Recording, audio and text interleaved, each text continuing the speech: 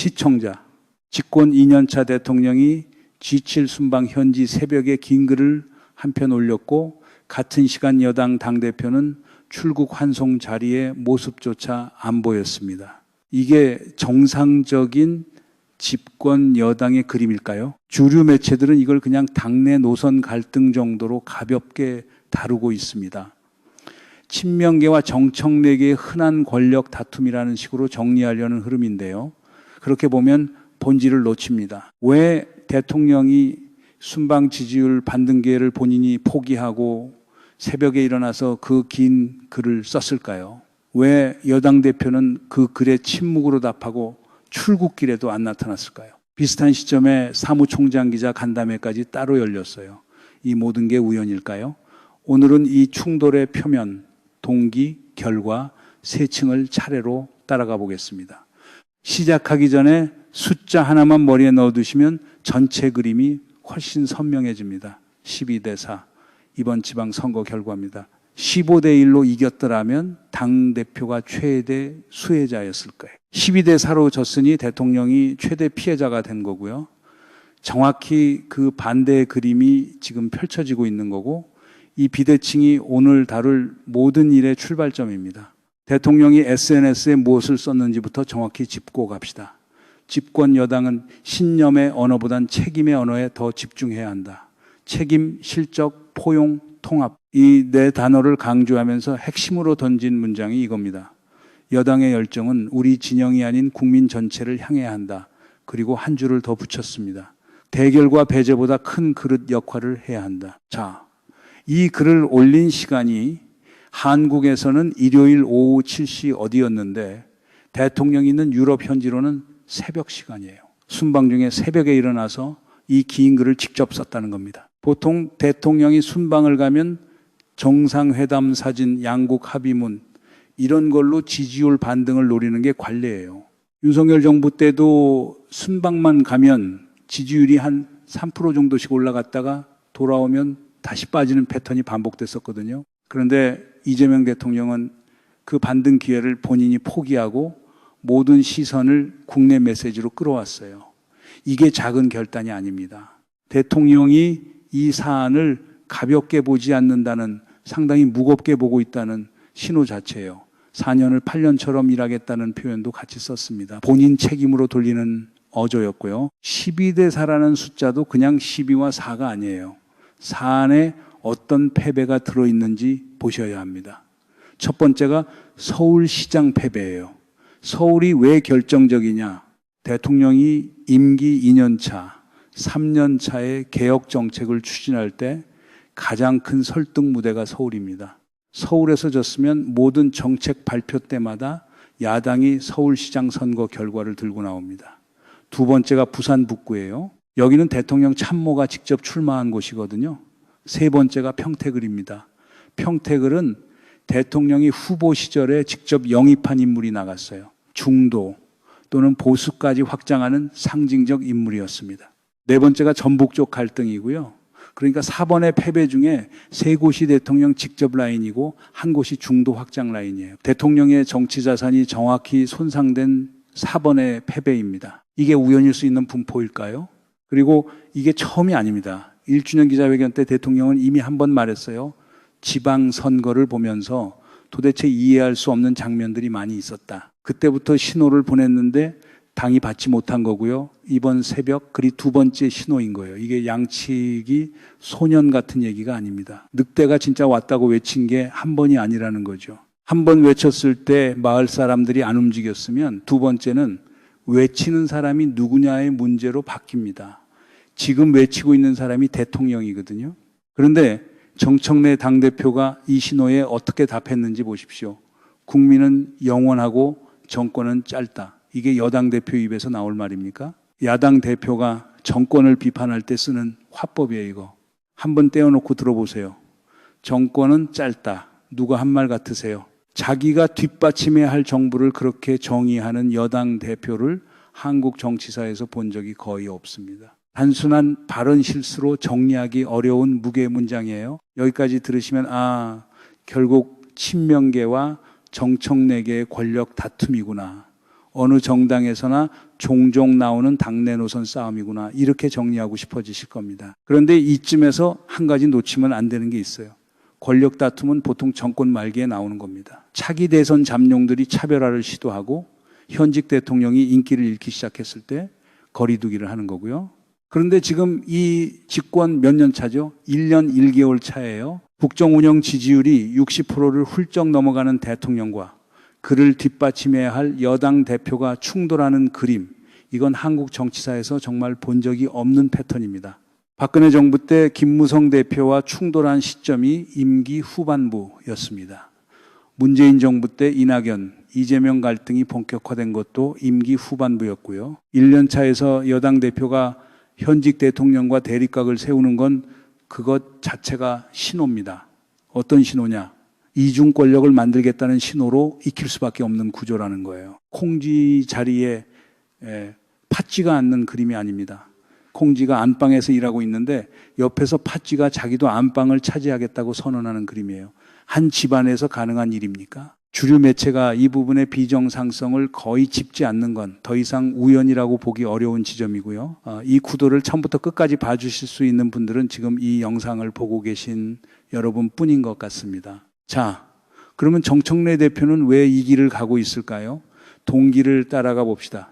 첫 번째 단서는 호남입니다.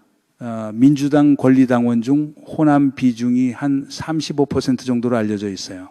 다음 당대표 선거에서 결정적 변수가 되는 표거든요. 그런데 정청래 대표가 지방선거 직후에 어디부터 갔는지 보면 답이 나옵니다. 전북으로 가서 이원택 도지사를 만났어요. 그런데 이원택 지사는 이번에 이긴 사람입니다. 그러면 진 사람들은 누가 챙겼느냐? 평택을 김용남 후보는 송영길 의원이 직접 찾아가서 위로했습니다. 송영길 의원이요. 당대표가 안 가고 대구시장 후보로 출마한 김부겸 전 총리는 당이 삼고초려해서 모셔놓고 45%에 가까운 득표율을 얻어 거대한 변화를 끌어낸 분인데 그 위로도 정청래 대표 발걸음에선 보이지 않았어요. 평택을 김용남 후보 같은 경우는 본인이 당대표로서 직접 전략 공천을 요청해서 보낸 인물이고요. 여러분 한번 보세요. 본인이 전쟁터에 보낸 장수들이 패해서 돌아왔어요. 보급이 부족했고 내부 갈등이 많아서 전투에서 졌습니다. 상식적인 총대장이라면 어떻게 합니까? 먼저 손을 내밀고 상처에 붕대가 맞고 약 발라주는 거 아닙니까? 그런데 진장수들 그냥 두고 이긴 지사 만나러 호남으로 갔어요. 전쟁 사책에 이런 총대장 사례 본 적 있으신가요? 이게 전체 전투를 총괄했던 총대장의 행보입니까? 아니면 다른 그림을 그리는 사람의 행보입니까? 왜 이긴 사람한테 가고 진 사람한테 안 갔는지 호남 권리당원 35%가 그 답을 갖고 있다는 시각이 당내에서 나오는 데는 이유가 있는 거예요. 그리고 송영길 의원이 평택을 김용남 후보를 찾아간 장면, 이거 작은 일이 아닙니다. 송영길 의원은 당대표직을 한번 거쳤던 분이에요. 그분이 당대표 자리에 있지 않은 지금 시점에 현직 당대표가 안 가는 자리를 직접 찾아갔다는 건 이게 단순한 위로, 행보로 끝나지 않습니다. 정치적 공백을 다른 사람이 채우고 있다는 신호거든요. 본인이 공천한 후보를 본인이 안 챙기면 다른 누군가가 그 자리에서 신뢰를 가져갑니다. 정치는 빈자리를 그냥 비워두지 않아요. 두 번째 단서는 김민석 총리 견제입니다. 어제 조승래 사무총장이 갑자기 기자간담회를 열었어요. 시점이 묘했습니다. 대통령 새벽 SNS 글이 올라온 바로 다음 날입니다. 거기서 사무총장이 무슨 말을 했냐. 지방선거평가에는 정부 인사 행보 영향도 포함되어야 한다. 기자가 다시 묻습니다. 혹시 김민석 총리를 겨냥한 것이냐. 답이 그것도 포함되어 있다였어요. 김민석 총리가 다음 당대표 선거에 출마할 수 있다는 관측이 한참 전부터 흘러나왔던 상황입니다. 그런데 다른 사람도 아니고 사무총장이 자기 직책 걸고 잠재 경쟁자를 공개적으로 흔들어 놓은 거예요. 이거 개판 5분 전 분위기예요, 솔직히. 공정성 매뉴얼이 있다면 1페이지에 적혀 있을 만한 사례입니다. 사무총장은 당대표 연임 결정 과정에서 가장 공정해야 할 자리거든요. 그 자리에서 잠재 경쟁자를 흔들려면 사무총장직 내려놓고 했어야 상식적으로 맞는 거고요. 문제는 여기서부터입니다. 이게 단순히 누가 다음 당대표가 되느냐의 게임이 아니에요. 다음 총선의 공천권을 누가 갖느냐의 문제거든요. 그리고 그 공천권이 왜 결정적이냐. 대통령 임기 절반을 넘긴 시점에 국회 의석 구성이 한 번 통째로 바뀝니다. 그 새 의석에서 민주당이 국민 다수의 지지를 받지 못하고 다수 의석을 확보하지 못하면 대통령이 임기 후반부에 추진하려는 개혁 정책들이 어디서 멈추게 될지 다들 짐작하시잖아요. 입법이 안 됩니다. 예산이 안 됩니다. 인사가 안 됩니다. 그러면 집권 후반부 2년 반이 통째로 식물정부가 되는 거예요. 이건 단순한 정치공학 얘기가 아닙니다. 200만 국민의 삶 위에 그대로 떨어지는 청구서거든요. 게다가 지금부터 다음 총선까지 한 2년 동안은 전국 단위 선거가 없는 시기예요. 이 2년이 무슨 시간이냐? 개혁 정책을 추진할 수 있는 거의 유일한 골든타임입니다. 선거 부담 없이 정책에 집중할 수 있는 사실상 유일한 구간이에요. 그런데 이 골든타임 초입에 대통령과 여당 대표의 충돌 그림이 굳어지면 그 골든타임 자체가 사라집니다. 사라진다고요. 모든 정책 발표마다 야당이 들고 나올 거예요. 여당 대표도 정권이 짧다고 했는데 이게 무슨 개혁이냐. 정청래 대표 본인이 한 말이 향후 2년 동안 야당의 공격 무기로 매번 재활용되는 구조가 만들어지는 거고요. 본인 발언으로 본인 당의 정책을 묶어놓는 셈입니다. 이번 지방선거를 조금 더 들여다보면 또 다른 신호가 보입니다. 서울 한강 벨트가 거의 다 빨갛게 물들었어요. 이걸 표면적으로 보면 부동산 정책 때문에 졌다는 해석이 자연스럽게 나옵니다. 그런데 정확한 질문은 그게 아니에요. 정확한 질문은 이겁니다. 이재명 정부 부동산 정책으로 혜택을 볼 수 있는 사람들은 왜 투표장에 안 나왔는가? 2030 세대도 마찬가지입니다. 2030 남성은 그동안 보수 쪽으로 이동했던 흐름이 있었으니 그렇다 치더라도 2030 여성층은 왜 안 나왔는가? 이재명 정부 정책의 직접 수혜자가 될 수 있는 계층이 자기들을 대변해 줄 정당이 아니라고 판단했을 때 그 판단을 만든 신호가 어디서 왔는가? 이걸 따져보는 게 정확한 선거평가예요. 그런데 사무총장 기자 간담회에서 이런 질문 나왔습니까?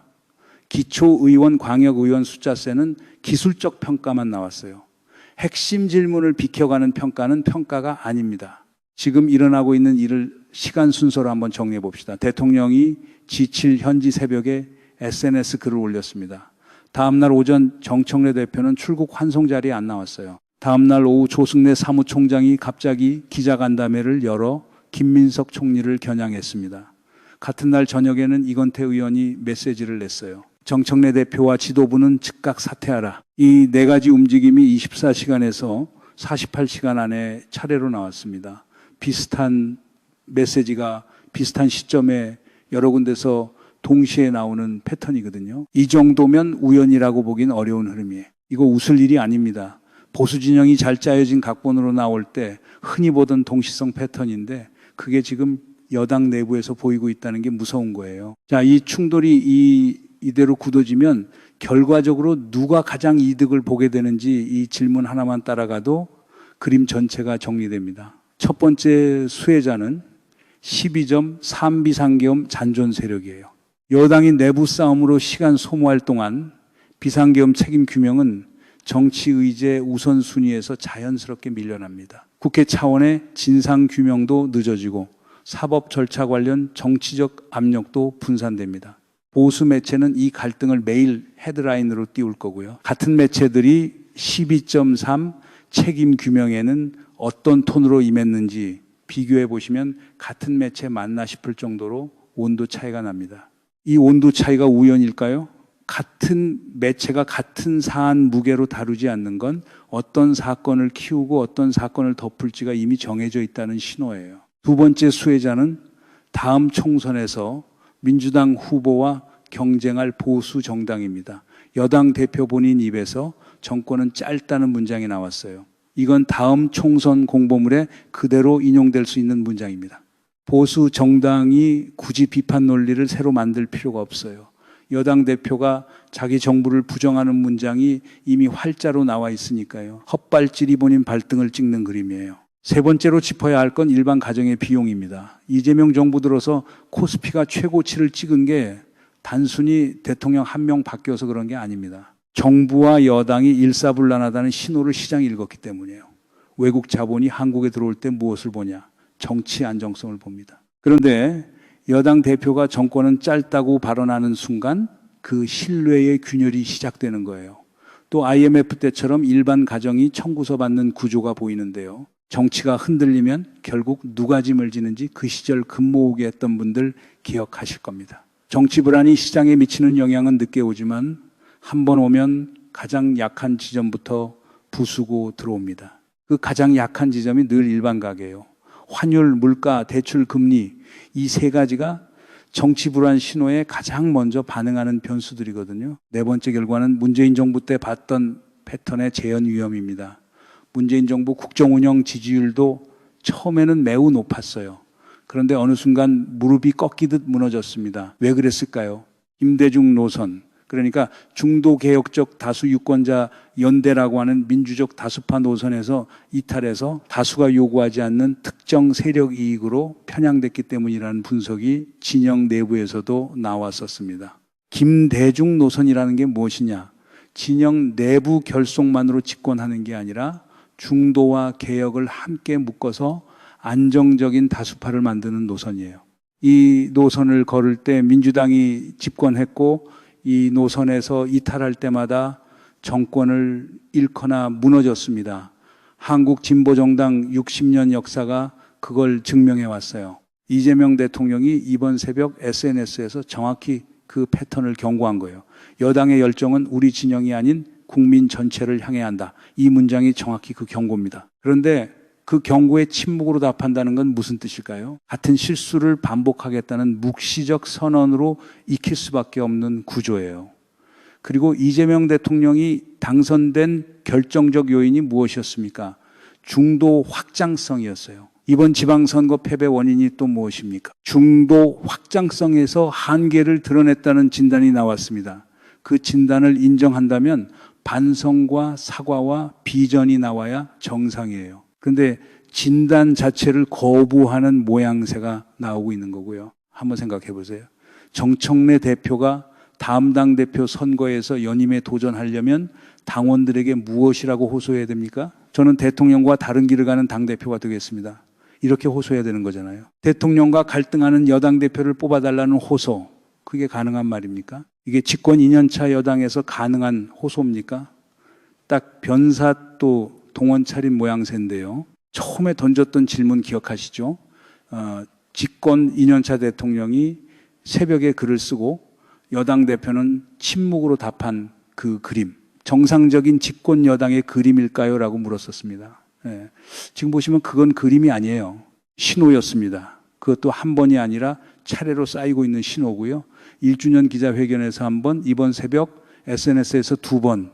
그리고 이 신호에 침묵과 사무총장 기자 간담회와 김민석 총리 견제 발언이 이어지면서 신호가 응답을 만나지 못한 채 계속 누적되고 있는 상황입니다. 거기에 같은 당 안에서 정청래 대표와 지도부는 즉각 사퇴하라는 이건태 의원의 메시지까지 나왔어요. 같은 당 의원이 당대표 사퇴를 공개 요구하는 건 일상적인 일이 아닙니다. 그게 나왔다는 것 자체가 이 충돌이 이제 표면 위로 올라왔다는 의미예요.